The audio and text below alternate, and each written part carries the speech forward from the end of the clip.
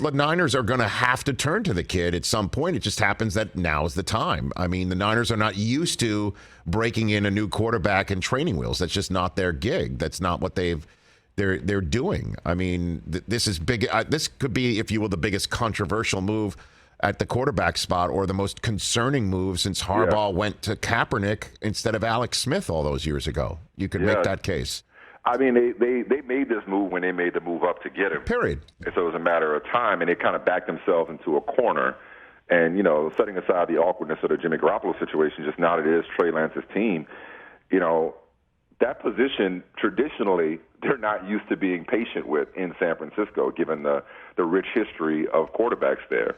And so they're going to have to be patient with this young kid who just has not played a lot of football. It's really that simple. He has not attempted a lot of passes over the last few years. He had the 1 year at North Dakota State. Then he had the one game for the COVID-shortened season. And then he more or less had a redshirt season last year.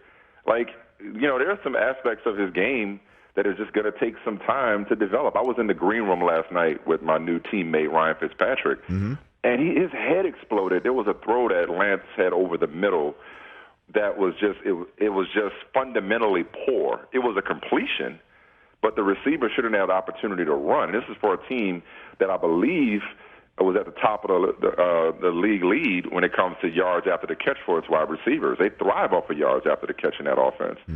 And he just threw it was a poorly placed throw that did not allow the receiver to make as much of a play as he could have had it been a more accurate throw. He's just got a long way to go for a team that has for the last few years, when healthy, has had a Super Bowl roster around it, to say nothing of the issues along the offensive line.